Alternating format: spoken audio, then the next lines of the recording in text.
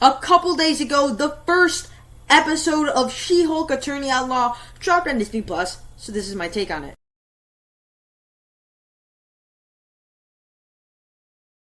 Hi, my name is Nathan. I talk about a bunch of movies on this channel. If you're new here, down below in the comment section, share what you thought of the first episode of She-Hulk Attorney at Law. This is a show that is set in the MCU. I absolutely love the MCU, and so this is why I don't know if I'm going to be doing week-to-week reviews, but let's just see about that. And with that said, let's just get straight into the review. And I think She-Hulk Attorney at Law has some things to criticize while having a whole bunch of positives about it. So in general, I do kind of enjoy it. I'll see when I get to the end of this review, but I think let's start off saying that there are great performances from some of our characters. Tatiana, she's great at as playing Jennifer in She-Hulk, and she just has a nice screen presence throughout the course of this episode, and that's what I really enjoyed for one. And you also, of course, got Mark Ruffalo thrown into the mix, as he's sort of the cousin / mentor of Jennifer in the show, and so that's an aspect that I really enjoyed about it. And there's also much more from that. I like how it was a different way of handling an origin story of a character that's in the MCU, as this origin story is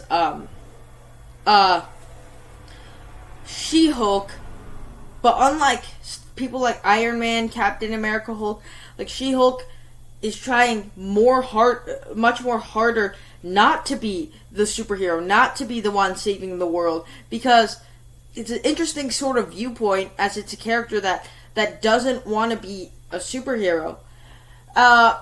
There are some downsides to that sort of aspect of this episode, but I'll get into more on that later. There's also some really fun interactions, like She-Hulk herself. She has interactions with people that I just thought it had a nice little dynamic to add into this episode, and so I also really enjoyed that. And of course, if you couldn't tell from the trailers already, this is a comedy MCU show. If you couldn't tell, there are a bunch of jokes spread out across a lot of things in this episode, actually. And so I just thought that it had some nice little humor. Some of it is, hit or miss. You either go for the humor or you don't go for the humor. But for the most part, it did make me laugh quite a bit. And most of that is also because she just has a great screen presence, and that's why she's such a charismatic lead, who is she's a very charming lead that is just given a lot to do in the show. Like, she can interact with different people in different ways, and so some of the humor, it's a bit. So if you're skeptical about showing this MCU product to elementary school kids, you might want to watch it first. Look at some of the jokes inside of it before you do that, because some of the jokes wouldn't suit kids who are in like 4th grade, and so that's more of like a mixed thing for me. But in general, I enjoy some of the stuff. And on the negative sides to things, there are quite a bit of problems here. So while our lead character is charming, of course, great performance from this character. She has great sort of dynamics with her. She has great screen presence when she's on screen, of course. But our lead character is a bit unlikable because of that.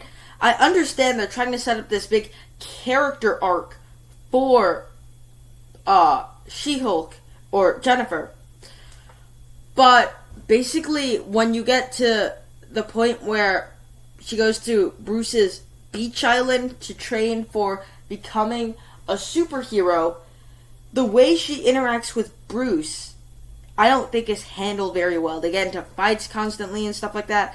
That I just don't go to an MCU product to look for that. And what I mean by that is in the show, she goes to him.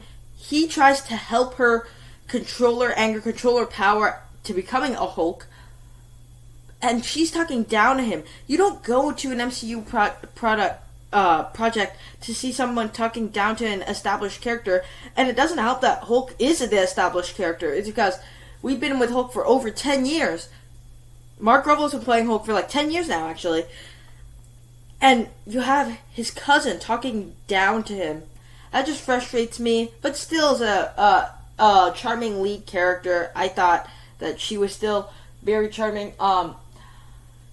But the character arc they're setting up, that's also a pretty big problem because, of course, if I know what's going to happen, if I know how she's going to be more appreciative of things, it's pretty a telegraphed arc. I could be wrong, it's just sort of theory, but it's very telegraphed. And I think by the time we get to the 9th episode of the show, that will cheapen my experience with it. But overall, this episode, it was fine enough, and I enjoyed it for the most part. And there were some jokes that really landed. It did make me laugh. So there you have it. Those are my thoughts on She-Hulk Attorney at Law, Episode 1. Down below in the comment section, share what you thought of it. If you enjoyed this video, click the like button. Be sure to subscribe. If you enjoyed this video, go over on my channel. I have more content like this. Check those out. Thank you guys for sticking around to the end. I'll see you in the next one.